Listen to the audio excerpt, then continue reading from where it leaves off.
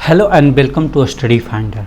Study finder में आप लोग का स्वागत है। मेरा नाम विकास कुमार और आज का जो लेक्चर है आपका इंटीग्रेशन पढ़ाए थे पिछले लेक्चर में, जो थ्योरी पार्ट बताए थे और थोड़ा बहुत इंटीग्रेशन निकालने के लिए भी बताए थे, और उसी का हम कुछ क्वेश्चंस करने वाले हैं, उसी के बारे में हम डिस्कस करेंगे। तो आप लोग स्टडी फाइंडर के साथ बने रहिए। ये मेरा इंट्रोडक्शन रहा। Vikas Kumar, BTech in electrical, GATE qualified in 2021 in AA and instrumentation paper. अगर अभी तक आप लोग स्टडी फाइंडर चैनल को ज्वाइन नहीं किए हैं तो प्लीज़ जल्द से जल्द इस चैनल को सब्सक्राइब करें और अपने दोस्तों के बीच भी शेयर करें, ताकि हम लोग आप लोग के लिए अच्छे से अच्छे जो स्टडी मटेरियल लाकर दें और आप लोग अपने स्टडी को अच्छे से बूस्ट कर सकते हैं। आप लोग को जैसा पता ही है कि 11th का जो है मॉर्निंग 8 AM में चल रही है और 12th का आपका इवनिंग में 7 PM में चल रही है। इसमें आपका इंटीग्रेशन का पार्ट चल रहा है और कमिंग डेज में आपका 6 PM में भी एक 12th का क्लास होने वाली है। उसमें आपका NCERT का पार्ट 1 का कुछ टॉपिक बच गया था, उसी के बारे में हम लोग डिस्कस करेंगे। वो आपका 6 PM में कमिंग डेज में स्टार्ट हो जाएगा। तो आज का हम देखते हैं। आज का ये एग्जाम्पल का ही फर्स्ट क्वेश्चन रहा। फर्स्ट क्वेश्चन आपके स्क्रीन पे रहा। आप एक काम करना, एक बार इस वीडियो को पॉज कर लेना और आप लोग खुद से बनाने का कोशिश करना। का जो बन जाएगा ठीक है, नहीं बनता है तो आप लोग सॉल्यूशन देख सकते हो। ये बोल रहा है फर्स्ट क्वेश्चन में कि right an anti derivative for each of the following function using the method of interpretation.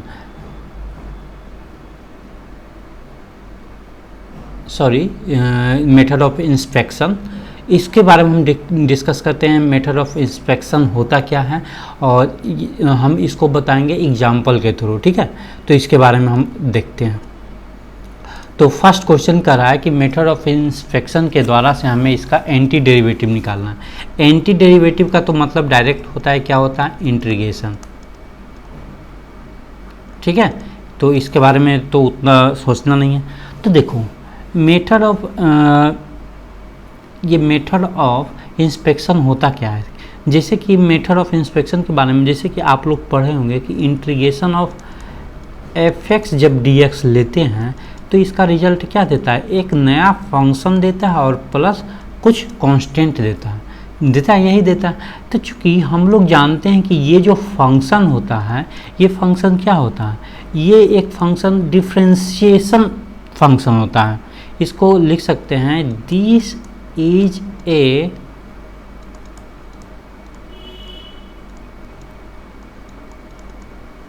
Differentiation function.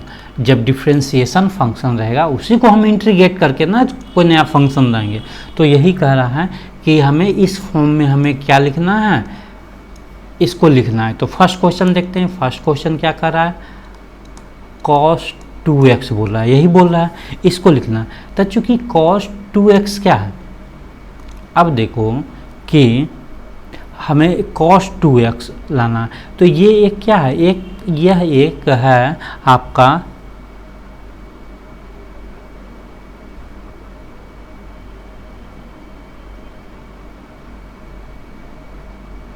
इसको हम क्या बोलेंगे कि ये एक डिफरेंशिएशन फंक्शन है। ये आपका क्या है,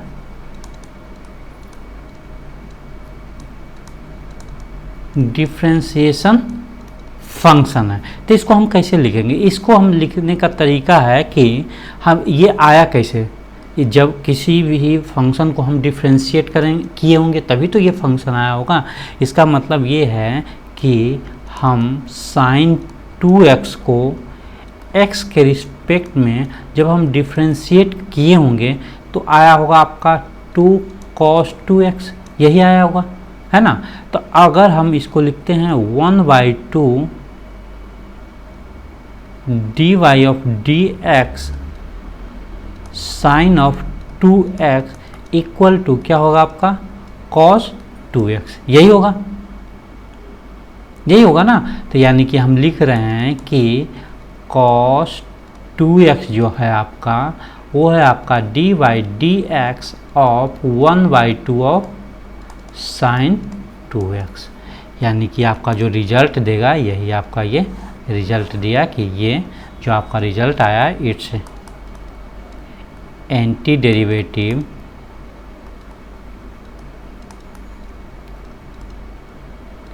एज क्या होगा 1/2 ऑफ sin 2। या फिर आप ऐसे निकाल सकते हो कि जैसा कि हमें देखना है कि इंटीग्रेशन, एंटी डेरिवेटिव को क्या बोलते हैं, इंटीग्रेशन भी बोलते हैं ना, यानी कि आपका जब करोगे cos 2x dx का जब इंटीग्रेशन करोगे तो आपका आएगा sin 2x divided by 2y, ये आएगा रिजल्ट। ठीक है, तो एंटी डेरिवेटिव हमें निकालना है किस मेथड से, by using of method of inspection. तो ये आपका आ गया। ठीक है, ये आपका एक डिफ्रेंशिएशन फंक्शन है। वो डिफ्रेंशिएशन फंक्शन किसके द्वारा से आएगा, ये जो आपका मेन फंक्शन है, मेन फंक्शन को हम डिफ्रेंशिएट करेंगे, डिफ्रेंशिएशन करेंगे तब ये देगा। नेक्स्ट देखते हैं, हम सेकेंड नंबर देखते हैं। ये रहा आपका सेकेंड नंबर स्क्रीन पे। तो इसको देखते हैं, तो इसे भी हमें किस मेथड से निकालना है, मेथड ऑफ इंस्पेक्शन के द्वारा से। तो चूँकि हम जानते हैं कि 3x² प्लस 4x³ जो आपका है ये क्या है, एक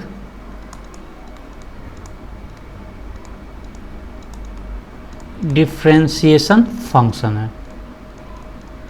ठीक है, जब ये डिफ्रेंशिएशन फंक्शन है तो इसका यानी कि हमें इसका इंटीग्रेशन निकालना पड़ेगा। यानी कि हमें क्या कर रहा है, ये जो वैल्यू दिया हुआ है ये आपका डिफ्रेंशिएशन फंक्शन है। तो ये डिफ्रेंशिएशन कब कैसे आया होगा, यानी कि dy/dx अगर हम किए होंगे कि x³ प्लस x⁴ किए होंगे तब तो ये आया होगा 3x² प्लस 4x³, यही आया होगा ना। जब हम ये डिफ्रेंशिएशन किए होंगे इस फंक्शन को, मेन फंक्शन को, ये मेन फंक्शन कहलाया आफ्टर द इंटीग्रेशन। ठीक है, तो इसको हम जब डिफ्रेंशिएट किए होंगे तभी तो ये डिफ्रेंशिएशन फंक्शन आएगा। तो इसीलिए कहेंगे कि it's anti derivative is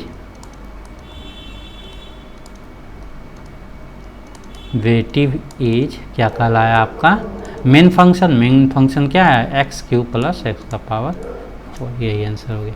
third number question देखते हैं, ये थर्ड नंबर क्वेश्चन। तो 1/x आपका क्या है, ये जो आपका फंक्शन है इसको हम बोलेंगे डिफ्रेंशिएशन फंक्शन।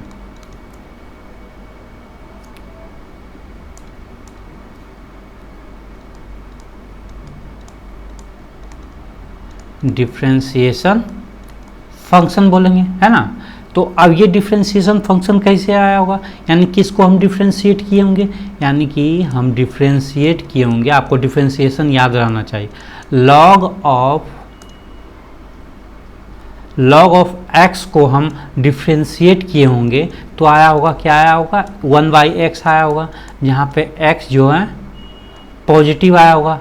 ठीक है, यहाँ पे x ले रहे हैं, या फिर मेरा आया होगा dy/dx of log of -x जब किए होंगे तो यहाँ आया होगा 1/x, यानी कि x जो होगा क्या होगा आपका निगेटिव, सॉरी यहाँ -1/x, और x क्या हो रहा होगा, x निगेटिव रहा होगा। ठीक है, तो इस प्रकार से आया होगा।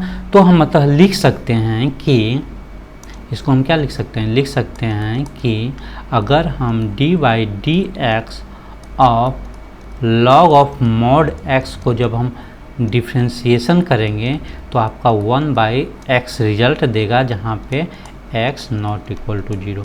अब बताओ कि इसका मेन फंक्शन क्या कहलाया, मेन फंक्शन जो इसका हुआ वो तो ये फंक्शन हुआ, है ना, और ये तो डेरिवेटिव निकला, यानी कि इस डिफ्रेंशिएशन का एंटी डेरिवेटिव क्या कहलाया, ये फंक्शन कहलाया। तो यहाँ पे लिख देंगे इट्स एंटी डेरिवेटिव इज क्या कहलाया, log of mod of x। ठीक है, और जहाँ पे x ≠ 0, यही इसका आंसर हो गया। ये आप इंटीग्रेशन किसके मेथड से देख लिए हो, मेथड ऑफ इंस्पेक्शन। अब नेक्स्ट हम देखते हैं कि इंटीग्रेशन जैसे हम बताए थे उससे हम कैसे निकालते हैं। मेन आपका यही, इससे अगर जो पूछ दिया क्वेश्चन मेथड ऑफ इंस्पेक्शन से तो आप इस प्रकार से करोगे, और इंटीग्रेशन सिंपल पूछा तो हम ये देखते हैं कैसे करते हैं। तो फर्स्ट क्वेश्चन मैं देखता हूँ integration, find the following integration. तो इंटीग्रेशन ज्ञात करना है, यानी कि फर्स्ट क्वेश्चन नंबर हमें करा integration of x cube -1 divided by x square D x, ये निकालना है। अब आप लोग बताओ ये डिफिनिट इंटीग्रल है कि इनडिफिनिट इंटीग्रल है। तो आप लोग कहोगे सर कि इसमें लिमिट नहीं है, लिमिट नहीं है ना, 5 से लेकर 6 तक ये सब लिमिट नहीं है।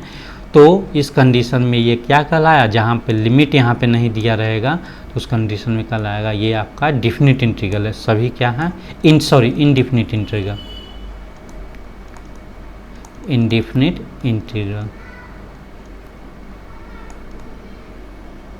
ठीक है सारा। तो फर्स्ट क्वेश्चन देखते हैं, तो इसका निकालो। इसका बहुत सारे तरीका है निकालने का, तो मैं कुछ तरीके से बताता हूँ। सबसे पहले क्या करता हूँ, किसको ब्रेक करता हूँ, यानी कि x Q divided by x square -1 divided by x square D x, ये हम कर सकते हैं।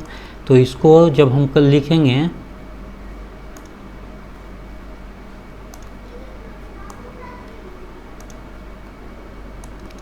जब इंटीग्रेट करोगे तो क्या आएगा, यहाँ रिजल्ट आएगा x और यहाँ पे आएगा 1 by x square D x, यही आएगा, ठीक है। और इसको एक और करोगे तो इसको जब आप सेपरेट कर दोगे तो क्या आएगा, x D x minus integration of 1 by x है, तो 1 बाई एक्स को हम ये लिख सकते हैं ना, यानी कि 1 बाई एक्स स्क्वायर को हम x का पावर -2 लिख सकते हैं ना, तो यहीं पे लिख दिए। तो अब इसको इंटीग्रेट करोगे, जब इसको इंटीग्रेट करोगे तो x का इंटीग्रेशन क्या होता है, यानी कि x का पावर 1 + 1 डिवाइडेड बाई 1 + 1 क्या होता है, इंटीग्रेशन ऑफ x का पावर n dx जब रहता है तो x का power n + 1 divided by n + 1 होता है, यही होता है। और प्लस कुछ कांस्टेंट जो आता है सी, तो उसको लिखेंगे, यहाँ पे माइनस क्या होगा, x का पावर -2 + 1 डिवाइडेड बाय -2 + 1 और कोई कांस्टेंट c आया होगा, ठीक है, यही मेरा आया होगा।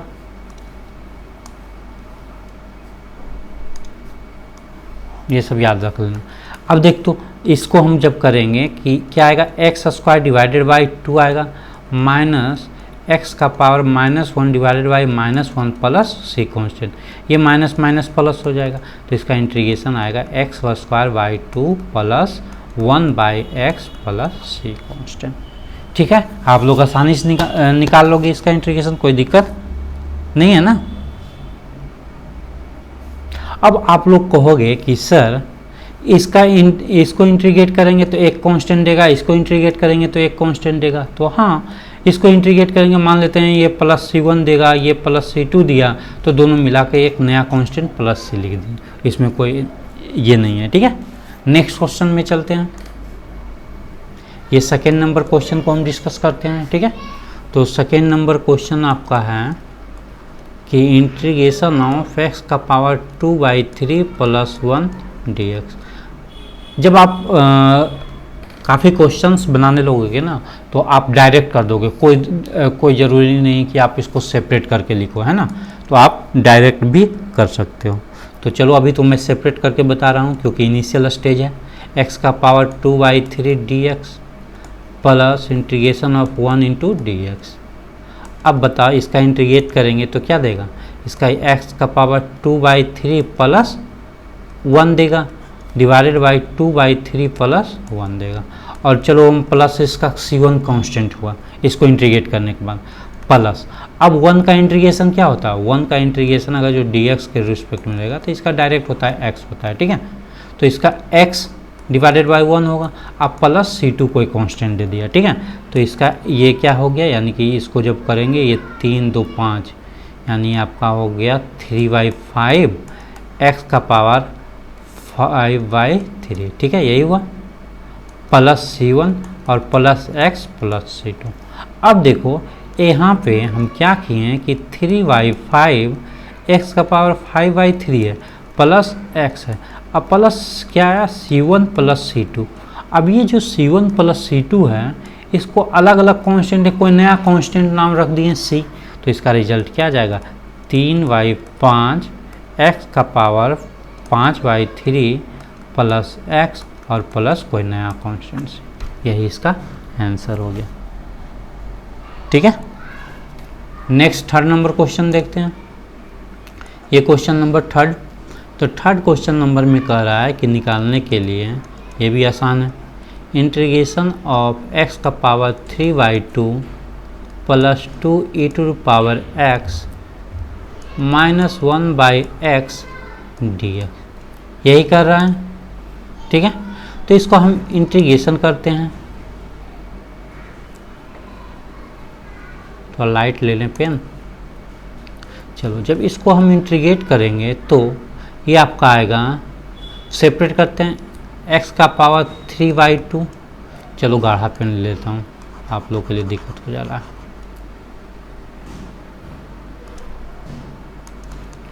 इसको जब हम सबसे पहले क्या करेंगे, इसको हम सेपरेट करते हैं, तो जैसे हम सेपरेट करेंगे तो इसका क्या देगा, इंटीग्रेशन ऑफ x का power 3/2 dx plus integration of 2e⁻x dx minus of integration of 1/x dx, यही देगा, है ना। तो इंटीग्रेट कर दो इसको डायरेक्ट, जब इंटीग्रेट करेंगे तो इसका इंटीग्रेशन क्या होगा, x का power 3/2 plus 1 divided by 3/2 plus 1। ठीक है, प्लस कोई कांस्टेंट देगा C1, आप लिख सकते हो, नहीं तो डायरेक्ट आप एक सिंगल कांस्टेंट लिख सकते हो C। ठीक है, प्लस जब इसको इंटीग्रेट करेंगे तो ये क्या देगा आपका, 2 तो कांस्टेंट है, तो 2 तो बाहर निकल जाएगा, है ना। जब 2 बाहर निकला, अंदर क्या बचा, e⁻x dx बचा, और माइनस इसका क्या इंटीग्रेशन होगा, इसका इंटीग्रेशन 1/x का क्या होता है इंटीग्रेशन, log ऑफ x होता है। ठीक है, अब log of mod of x होता है, mod प्लस कोई कांस्टेंट c दे देगा, यानी कि आपका ये बना 2/5 x का पावर 5/3 और प्लस e⁻x का इंटीग्रेशन क्या होता है, e⁻x होता है, minus of log of mod of x plus c constant, यही इसका आंसर हो गया। ठीक है, कोई दिक्कत नहीं होना चाहिए। चलो नेक्स्ट में हम देखते हैं, मैं काफ़ी आसान तरीके से बता रहा हूँ इंटीग्रेशन, ऐसा इंटीग्रेशन और सारे जगह आप लोग पढ़ोगे, बट मैं आप लोग को ज़्यादा से ज़्यादा क्वेश्चन सॉल्व कराने का कोशिश कर रहा हूँ ताकि आप लोग को इंटीग्रेशन काफ़ी आसान लगे। ठीक है, ये थर्ड नंबर देखता हूँ एग्जाम्पल का, ये थर्ड नंबर का फर्स्ट क्वेश्चन देखो, एग्जाम्पल 3 का फर्स्ट क्वेश्चन, ये भी कर रहा है इंटीग्रेशन निकालने के लिए। चलो निकालते हैं, integration of sin x plus cos x dx।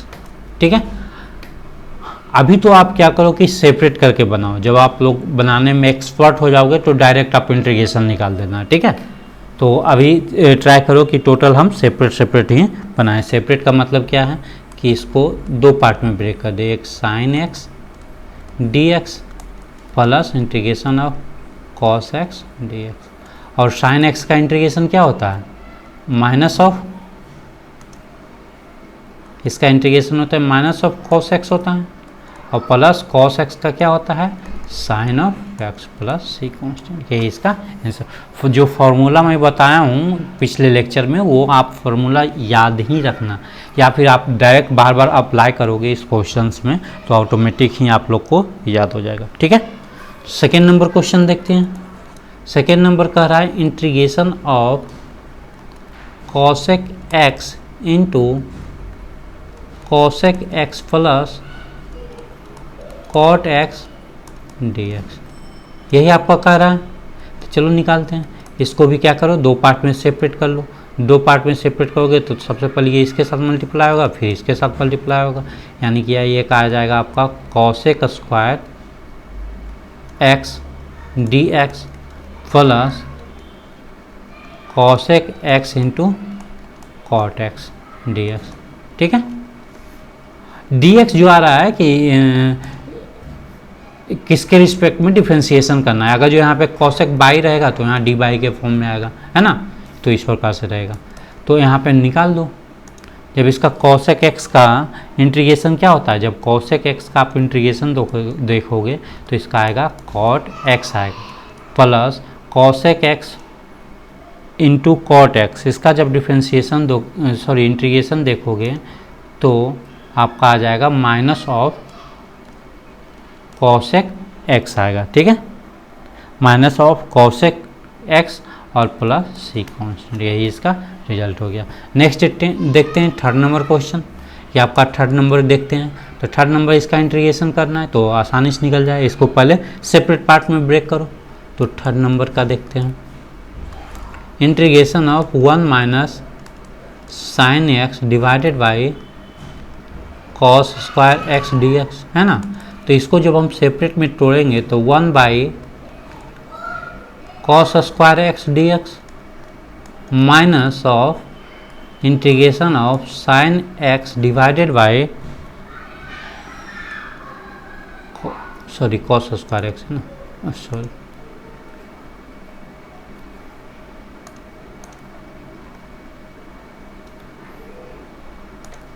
Cos square x d x, यही है, ठीक है। चलो इसका इंटीग्रेशन निकालो। अब इसका जब हम इंटीग्रेशन देखेंगे तो इसका क्या आएगा, 1 बाई कॉस एक्स क्या होता है आपका, सेक एक्स होता है, यही होता है ना सेक एक्स। तो 1 by cos square x, cos square x क्या होगा आपका, सेक स्क्वायर एक्स होगा, यही होगा, है ना।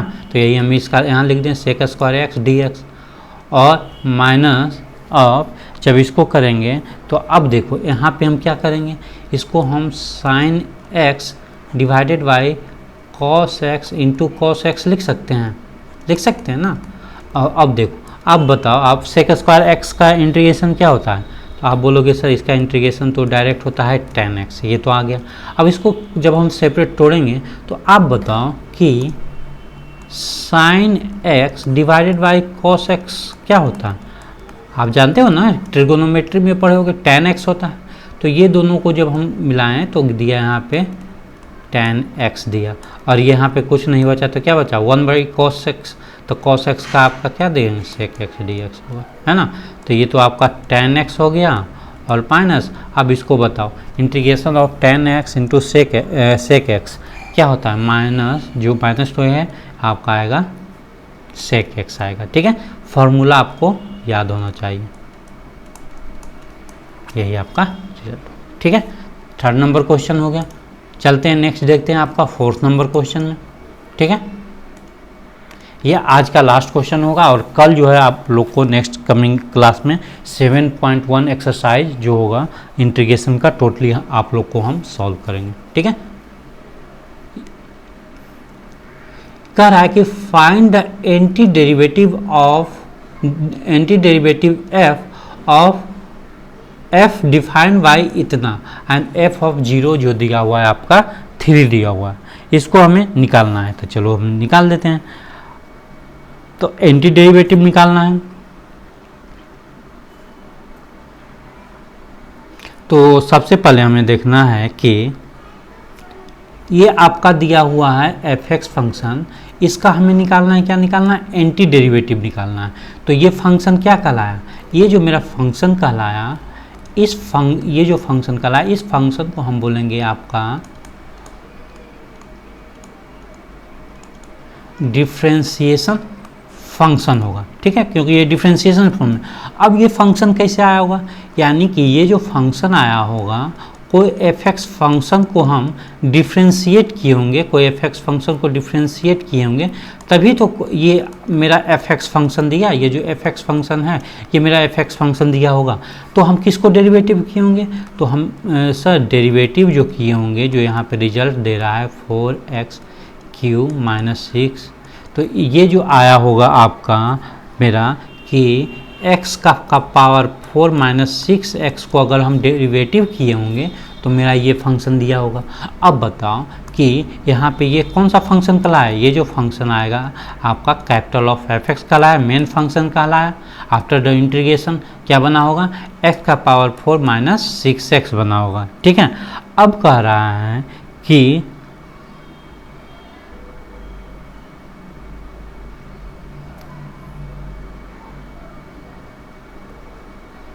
और क्या है यहाँ पे, ये तो फंक्शन बना होगा, लेकिन यहाँ पे मान लेते हैं कि कोई कांस्टेंट टर्म भी रहा होगा, है ना, कोई कांस्टेंट टर्म रहा होगा तो ये रिजल्ट दिया होगा। तो एंटी डेरिवेटिव ये हम आपको बना रहे हैं मेथड ऑफ इंस्पेक्शन के मेथड से, ठीक है। तो यहाँ पे कोई कांस्टेंट रहा होगा, सी कांस्टेंट रहा होगा, है ना, तो ये बन गया होगा। तो अब हमें क्या करना है कि ये मेरा दिया हुआ है, एक और मेथड से मैं आपको बताऊंगा, ठीक है, जो मेन इंटीग्रेशन उससे करके। तो यहाँ पे जब हम दिया हुआ है एग्जाम्पल में, सॉरी, ये आपका दिया हुआ है कि f0 यानी कि f0 इजकल टू 3। f0 का मतलब क्या है कि x इजकल टू 3 पुट किया होगा, है ना। यहाँ पे f3 पुट किया होगा, यानी कि 3 का पावर 4 माइनस 6 गुना 3 प्लस सी। अब f ऑफ 3 का वैल्यू क्या, सॉरी 0 है, x, सॉरी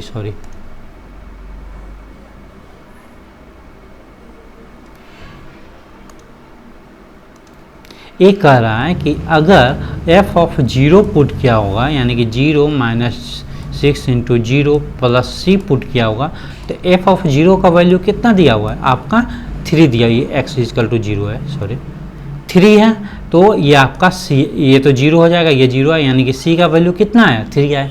यानी कि जो मेरा मेन फंक्शन है आपका f ऑफ x फंक्शन है, वो आपका क्या दिया है, आपका आया है x का पावर